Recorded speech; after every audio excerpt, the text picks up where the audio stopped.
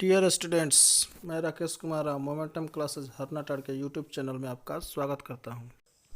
आज हम शुरू करेंगे क्लास 10th की ज्यामिति।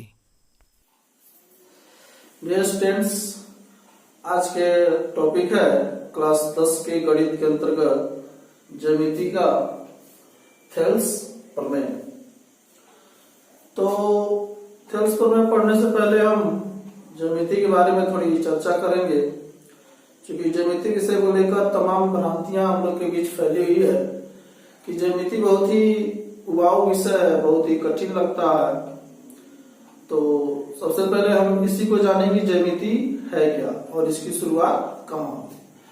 तो आइए थोड़ा सी ज्यामिति पे हम लोग चर्चा करें और जानते हैं कि ज्यामिति की शुरुआत कैसे हुई।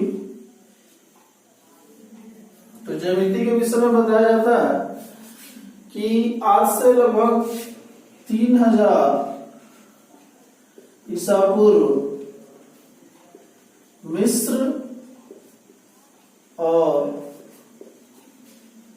बेबीलोनिया ये एक जगह का नाम है, देश है। यहां से ज्यामिति का शुरुआत माना जाता है। कहा जाता है कि यहाँ पर सबसे पहले ज्यामिति का विकास व्यवहारिक ज्ञान के आधार पर हुआ था। व्यवहारिक उपयोग में इसको लाया जाता था, जैसे कि किसी जगह के क्षेत्रफल का उपयोग कैसे किया जाता है, आयतन कैसे निकाला जाता है। और धीरे धीरे यह मिस्र से यूनान गया, और जब इसका विस्तार यूनान गया तो यूनान के एक महान गणितज्ञ थेल्स महोदय थे, जिन्होंने इसका विस्तार किया। और कहा जाता है कि थेल्स महोदय ने ज्यामिति के अंतर्गत सबसे पहला प्रमाण प्रस्तुत किया।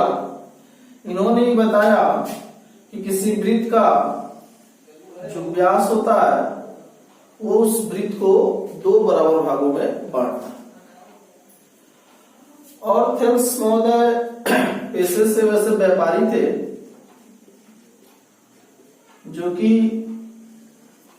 अपनी यात्राओं के दौरान जो भी उन्होंने अनुभव प्राप्त किया, उस अनुभव से ही उन्होंने ज्यामिति के विषय में अपनी बहुत सी संकल्पनाओं का विकास किया, बहुत से नियम और परिभाषाओं का वर्णन किया, और जिसे वो आकर अपने क्षेत्र में लोगों को बताते थे और लोगों को ज्यामिति का ज्ञान देते थे। बाद में आगे चलकर थेल्स के शिष्य पाइथागोरस महोदय, नाम आप लोगों ने सुना होगा, पाइथागोरस,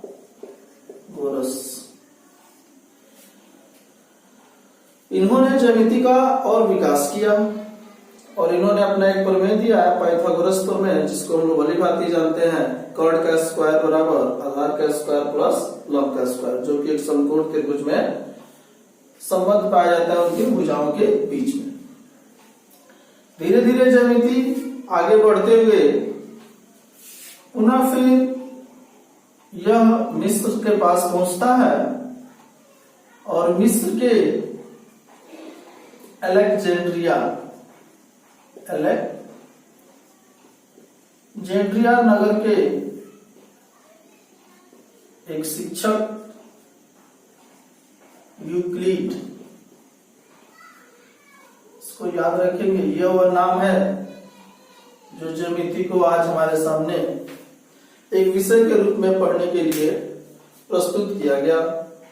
यूक्लिड महोदय एक गणितज्ञ थे, गणित के शिक्षक थे। इन्होंने अपने पूर्व जितने भी ज्यामिति के क्षेत्र में शोध हुए थे, जो भी सिद्धांत आए थे, परिभाषाएं आई थी, चाहे वो थेल्स महोदय के द्वारा दी गई या पाइथागोरस के द्वारा दी गई या और तमाम दूसरे गणितज्ञों के द्वारा दी गई, इन सभी के सिद्धांतों को इकट्ठा कर एक पुस्तक लिखी, जिस पुस्तक का नाम था, एक पुस्तक की रचना की, पुस्तक का नाम था द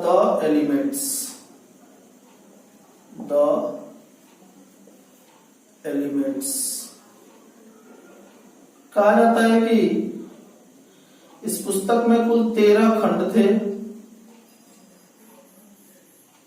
और और इन सभी खंडों में ज्यामिति के विभिन्न सिद्धांतों की चर्चा की गई। इन 13 खंडों में 12 खंड किसी और के सिद्धांत और एक खंड जो 13वां खंड था वह स्वयं यूक्लिड महोदय ने खुद से लिखा था। और इसी के बाद इस पुस्तक के द्वारा गणित के क्षेत्र में ज्यामिति को एक विषय के रूप में जाना जाने लगा। दुनिया के सामने ज्यामिति एक विषय के रूप में सामने आया और यूक्लिड को इस कारण ज्यामिति का पिता कहा जाता है। ज्यामिति का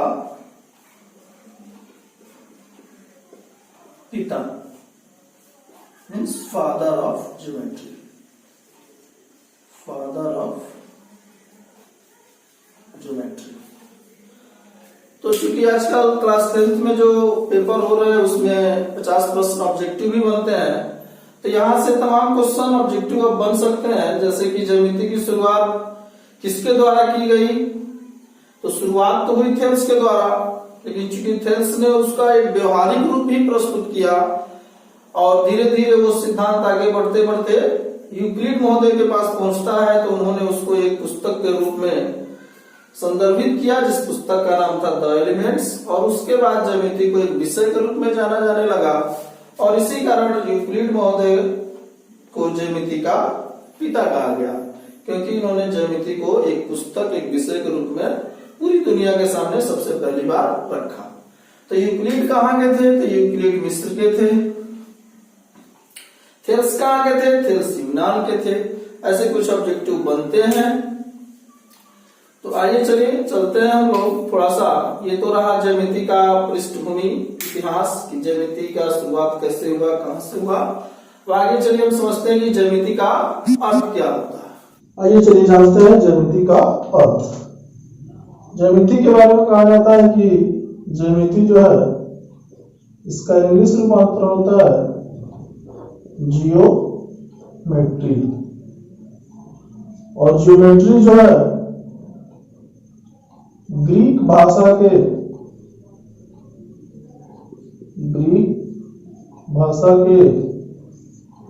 दो शब्दों जियो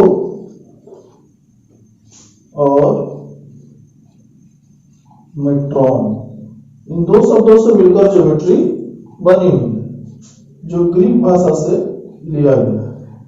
जियो का अर्थ होता है भू, या इसको कह लीजिए पृथ्वी, और मेट्रॉन का अर्थ होता है मापना। अर्थात इसका शाब्दिक अर्थ अगर बताया जाए तो कहा जाएगा भूमि का मापना। यानी ज्योमेट्री का शाब्दिक अर्थ होता है भूमि का मापना। अब बात आती है कि भूमि का मापना से क्या मतलब है। तो भूमि का मापना से प्राय पृथ्वी पर उपस्थित जो भी आकृतियां मिलती है, जैसे अगर बात की जाए तो पृथ्वी पर ये पर्वत भी मिलते हैं, नदियां भी मिलती है, कहा जाए तो पेड़ पौधे भी मिलते हैं, और कहा जाए तो घर भी मिलता है। तो इस तरह से पृथ्वी पर जो भी आकृतियां मिलती हैं, जैसे पेड़ है तो पेड़ की ऊंचाई कितनी हुई, इसके तने की मोटाई कितनी हुई, पहाड़ की ऊंचाई कितनी हुई, नदी की लंबाई कितनी हुई, घर है तो उसमें तमाम लंबाई चौड़ाई ऊंचाई बहुत सी चीजें हैं, इसका आकार कैसा है, त्रिभुज के आकार का है कि चतुर्भुज के आकार का है। तो इन सभी चीजों का ज्ञान और अध्ययन करना यह भूमि पर आकृतियों का अध्ययन कहलाता है। और ये जो भी आकृतियां हैं, इन आकृतियों को ज्यामितीय आकृति का नाम दिया जाता है। और इसके आधार पर हम लोग कह सकते हैं कि भूमि का मापना का तात्पर्य भूमि पे उपस्थित ज्यामितीय आकृतियों का मापना और अध्ययन करना। तो इस तरह से ज्यामिति का जो शाब्दिक अर्थ है उसी से ज्यामिति की परिभाषा भी बनाई जाती है और कहा जाता है कि ज्यामिति गणित विषय की, गणित की वह शाखा, शाखा मीन्स ब्रांच, एक पार्ट, वह शाखा है जिसके अंतर्गत विभिन्न ज्यामितीय आकृतियों जैसे रेखा, त्रिभुज, चतुर्भुज, वृत्त और बहुत सी आदि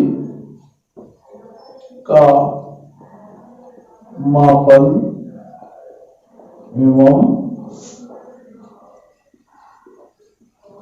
अध्ययन किया जाता है, उसे ज्यामिति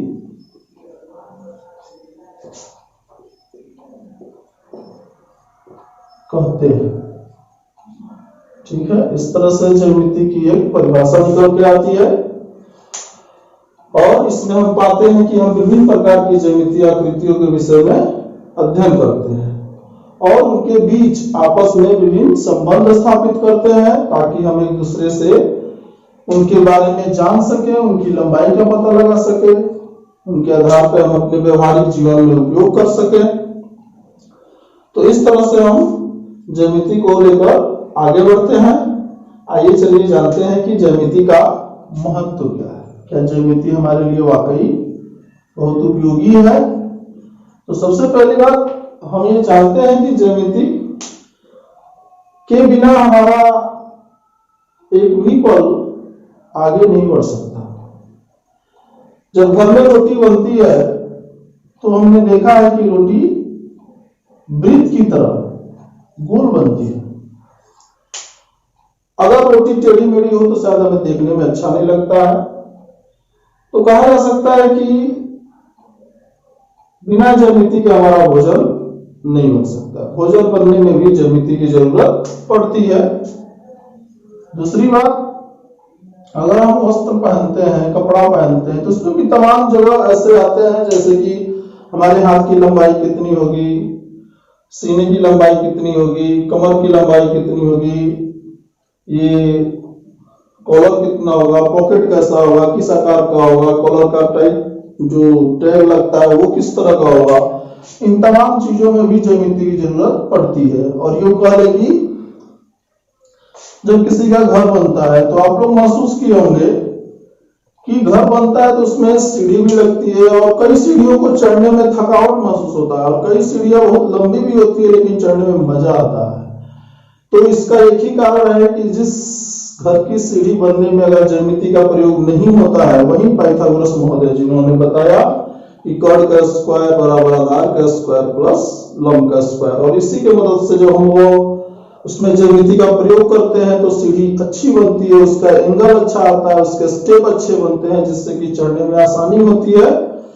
लेकिन अगर वही हम सही से ज्यामिति का प्रयोग न करें तो वही सीढ़ी कुछ इस तरीके से, इसके एंगल ऐसे बन जाते हैं कि उसको चढ़ने में थकावट महसूस होती है और तमाम ऐसी चीजें होती हैं जिसका प्रयोग कर हम अपने घर को सुंदर और सुसज्जित बनाते हैं। तो इस तरह से हम ये देख सकते हैं कि रोटी, कपड़ा, मकान, अगर ये तीन हमारी मूलभूत चीजें बिना ज्यामिति के नहीं चल सकती तो हम इसी से कल्पना कर सकते हैं कि हमारे दैनिक जीवन की कोई भी काम इस ज्यामिति के बिना नहीं हो सकता। तो ये ज्यामिति हमारे लिए बहुत ही महत्वपूर्ण है। इस ज्यामिति में हम विभिन्न प्रकार के बहुत से सिद्धांत होते हैं जो कि कह लिया जाए कि कुछ हमें प्रमाण मिलते हैं जिसका हमें सबूत इकट्ठा करना होता है, किसी को हम साबित करते हैं, किसी को हम लोग एज इट इज मान लेते हैं। तो कुछ ज्यामिति में ऐसे नियम सिद्धांत होते हैं जिनको एज इट इज, जिन्होंने बोला, जो गणितज्ञ पुराने थे उनके द्वारा कही गई बातें जिसको हम लोग ज्यामिति में उनके हूबहू मान लेते हैं और उनका उपयोग करते हैं, तो उसे तो हम अभिगृहित कहते हैं। अभिगृहित ज्यामिति के कुछ ऐसे सिद्धांत जिसकी प्रमाणिकता पर शक नहीं किया जा सकता, यानी जिसको प्रमाणित करने के लिए किसी नियम कानून की जरूरत नहीं पड़ती है, उसे अभिगृहित कहते हैं। अंग्रेजी में इसको बोलेंगे एक्सियोम। और कुछ कुछ ऐसे परिभाषा या सिद्धांत या नियम ऐसे भी होते हैं जिनको हम लोग विभिन्न तर्कों, लॉजिक्स और पूर्व के अभिगृहितों के माध्यम से प्रूफ करते हैं, साबित करते हैं। वैसे कॉन्सेप्ट, वैसे नियम को प्रमेय कहते हैं, जिसको हम इंग्लिश में बोलते हैं थ्योरम। तो इसी संदर्भ में ये जो थ्योरम होता है, इसी को कहा जाता है कि ज्यामिति में सबसे महत्वपूर्ण भाग होता है, और इसमें इसको हम लोग प्रूफ करते हैं कि कोई भी सिद्धांत कैसे सही है, उसके पीछे उसके प्रमाणित होने का कारण क्या है। तो इसमें हम लोग क्लास 10th में जो सबसे पहला प्रमेय है वो है थेल्स प्रमेय, जो कि थेल्स महोदय के द्वारा दिया गया। तो आइए जानते हैं हम लोग कि थेल्स प्रमेय होता क्या है। आइए थेल्स प्रमेय जानने से पहले थोड़ा सा प्रमेय को और अच्छे से जानते हैं। प्रमेय क्या होता है? तो यूं कहें कि प्रमेय वह कथन है जिसे विभिन्न सिद्धांतों,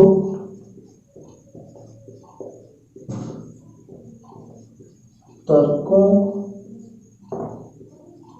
एवं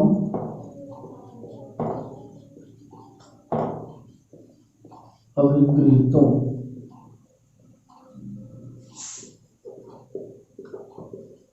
के माध्यम से प्रमाणित किया जाता है। जैसे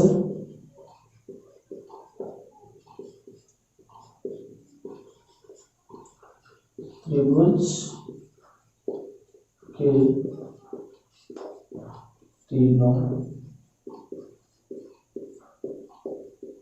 कोणों का योग 180 डिग्री होता है। ठीक है।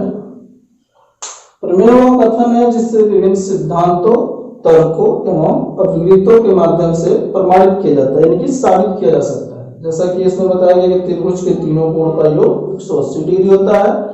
यह हम लोग 9th में इसको साबित कर चुके हैं। साबित करने के लिए अर्थात प्रमाणित करने के लिए किसी भी प्रमेय के कुछ स्टेप होते हैं, यानी कि प्रमेय को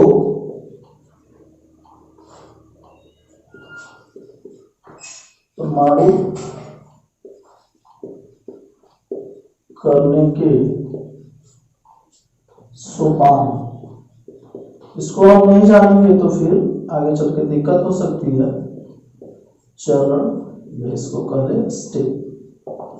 कोई भी प्रमेय होगा उसको अगर साबित करना पड़े तो उसके लिए हमें इन्हीं स्टेप से होकर गुजरना होता है, इसलिए इसको जानने की जरूरत है। सबसे पहला स्टेप होता है साधारण प्रतिज्ञा। कोई भी प्रमेय अगर प्रूव करते हैं तो उसके लिए साधारण प्रतिज्ञा, यानी कि उस प्रमेय का एक जनरल जो स्टेटमेंट होता है वो होना जरूरी होता है। फिर उस साधारण प्रतिज्ञा के आधार पर हम उसको विशेष प्रतिज्ञा में बांधते हैं, यानी कि उस साधारण प्रतिज्ञा के आधार पर उसका हम एक नामकरण करते हैं। और थर्ड स्टेप में आते हैं तो लिखते हैं सिद्ध करना है कि, यानी यह वो टारगेट होता है जो हमें प्रूफ करना होता है, उसको भी लिखते हैं। फोर्थ स्टेप में हम एक रचना करते हैं। यह रचना किसी किसी प्रमेय में करना पड़ता है और किसी किसी में नहीं करना पड़ता है, इसलिए इसको लिखते हैं कि यह रचना जो होती है आवश्यकता अनुसार होती है। किसी प्रमेय को प्रूफ करते समय इसकी जरूरत पड़ती है और किसी में इस स्टेप की जरूरत नहीं पड़ती है। पांचवा स्टेप होता है प्रमाण। प्रमाण यानी कि प्रूफ, सबूत। इसको एक और नाम उपपत्ति के नाम से भी जानते हैं। इसमें क्या करते हैं, हम सबूत पेश करते हैं जिसके आधार पर हम उस विशेष प्रतिज्ञा को प्रूफ करते हैं। और लास्ट में स्टेप, अंतिम चरण जो होता है वो होता है सिद्ध हुआ, यानी कि वो चीज जहां प्रमाणित होती है वहां लिखा जाता है सिद्ध हुआ, यानी कि प्रूव्ड। और इस तरह से किसी भी प्रमेय को प्रमाणित करने के लिए हमें इन मूलभूत 6 चरणों से होकर गुजरना होता है। तो क्लास 10th का जो सबसे मोस्ट इंपॉर्टेंट थ्योरम है वो है थेल्स थ्योरम, यानी कि थेल्स प्रमेय। और इसको साबित करने के लिए भी हमें इन्हीं 6 चरणों से होकर गुजरना होगा, और एक एक करके हम बारी बारी से इसके स्टेप को आगे बढ़ेंगे और इस तरह से थेल्स प्रमेय प्रूफ हो जाएगा। ज्यामिति जो देखकर डर लगता है, अगर हम उसको फॉलो करें, उसके इंस्ट्रक्शन को एक बाय वन करके चले, तो ज्यामिति कठिन नहीं है। ज्यामिति एक जादू की तरह है कि जो दूर से देखने पे बस मजा आता है, जब खुद करना पड़ता है तो थोड़ा टेंशन होता है। लेकिन ऐसा नहीं है कि ज्यामिति बहुत कठिन है। अगर उसमें हम इन्वॉल्व होते हैं तो फिर ज्यामिति बहुत ही आसान है, व्यवहारिक है। थोड़ी देर के लिए सपोज कीजिए कि यहाँ हम है और ये वो ज्यामिति है जहां हमें चलना है। ये है जियोमेट्री, ये है हम। अगर ज्यामिति इतना कठिन है तो इस कठिनता को दूर करने के लिए हमें इसके एक स्टेप आगे बढ़ना है। जब एक स्टेप आगे बढ़ते हैं तो ये कठिनाई कम होती है, और आगे बढ़ेंगे और कम होगी, और आगे बढ़ेंगे, फिर इस ज्यामिति को हम पा लेते हैं। तो ज्यामिति को अगर सीखना है, पाना है, तो हमें उसकी तरफ बढ़ना पड़ेगा। नहीं तो होता क्या है कि ज्यामिति को हम दूर से देखते हैं, लगता है ये तो बहुत कठिन है, और डर के फिर हम और भाग जाते हैं। भागने से क्या होता है, ये ज्यामिति और ज्यादा कठिन हो जाती है, इससे हमारे बीच की दूरी और बढ़ जाती है। यदि हम इसको अच्छे से जानना चाहते हैं, इसके मैजिक को समझना चाहते हैं, तो हमें इसकी तरफ बढ़ना पड़ेगा। तो इसीलिए आप सभी से यह मैं उम्मीद करता हूं कि आप आज से अब इससे भागेंगे नहीं, बल्कि इसकी तरफ अपना रुझान करेंगे और एक स्टेप आगे बढ़िए। कुछ भी यहाँ कठिन नहीं है, सब आसान है। चलिए थेल्स प्रमेय को थोड़ा सा हम लोग जानते हैं। थेल्स महोदय ने कहा कि किसी त्रिभुज की एक भुजा के समांतर, समांतर मीन्स पैरेलल, समांतर खींची गई रेखा शेष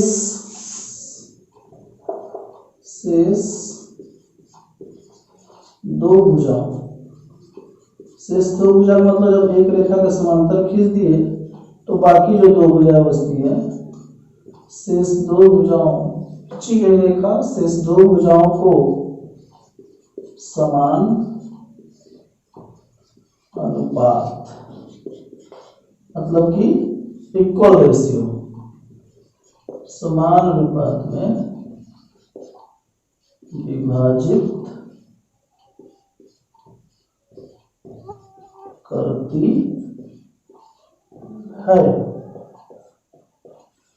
मतलब ये कि किसी त्रिभुज के एक भुजा के समांतर अगर रेखा खींची जाए तो शेष दो भुजाओं को समान अनुपात में विभाजित करती है। यानी कि अगर हम ले लेते हैं कि यहाँ एक त्रिभुज, जैसा कि इन्होंने कहा कि इस त्रिभुज में एबीसी त्रिभुज है, जिसमें हम आसानी के लिए बीसी भुजा लेते हैं और इसके समांतर एक रेखा खींच दिए। इस रेखा का नाम हमने रख दिया डी। तो इनके स्टेटमेंट के अनुसार हम कह सकते हैं किसी त्रिभुज के एक भुजा, अगर भुजा हमने बीसी लिया तो इस बीसी भुजा के समांतर डीई एक रेखा खींचे तो शेष भुजा बचती है एबी और AC, और इसको ये कहता है कि समान अनुपात में विभाजित करता है। समान अनुपात कौन कौन सा होगा, तो यह भुजा जो है दो भागों में बटा, AD और DB। तो इसका अनुपात अगर देखें तो AD बटा DB। तो यह अनुपात जो होता है, इन्होंने कहा कि वही सेम अनुपात इधर वाले का भी होगा, अर्थात AE जो होगा उसका बटा EC, और ये दोनों रेशियो आपस में बराबर होंगे। इसके लिए कंडीशन क्या रखा गया था कि यहां पर त्रिभुज जो है ABC, उसमें BC जो है वह DE के समांतर होना चाहिए, तभी जाकर हम कह सकते हैं कि उसकी जो दो भुजाएं और बचती हैं वो AD और DB यहाँ AE और EC इसके अनुपात में ही विभाजित होंगे। अर्थात यही जो है थेल्स के द्वारा दिया गया उनका एक महत्वपूर्ण प्रमेय है, जिसपे हम क्लास 10th के NCERT बुक की प्रश्नावली 6.2 के क्वेश्चन सॉल्व करेंगे। तो अब बात आती है कि यह थेल्स के द्वारा दिया गया प्रमेय है, तो इस प्रमेय को प्रूफ करना जरूरी है, और इसको प्रूफ करने का जो भी तरीका है वो हम आज इसके बाद नेक्स्ट वीडियो में उसको प्रूफ करेंगे। फिलहाल इस नियम के आधार पर, इन संबंधों के आधार पर हम उस चैप्टर के क्वेश्चन को सॉल्व कर सकते हैं। चलिए, वीडियो आपने ध्यान से देखा है तो इस प्रश्न का उत्तर कमेंट बॉक्स में दें कि ज्यामिति का पिता किसे कहा जाता है। ऑप्शन है A Thales, B Euclid, C Pythagoras और D आर्यभट्ट। उम्मीद है वीडियो पसंद आया होगा। अगर पसंद आया तो लाइक करें, शेयर करें, और यदि चैनल पर नए हैं तो इसे सब्सक्राइब करें, साथ में बेल आइकन को दबाना ना भूलें ताकि नई वीडियो की नोटिफिकेशन आपको जल्द से जल्द मिल सके। धन्यवाद। जय हिंद।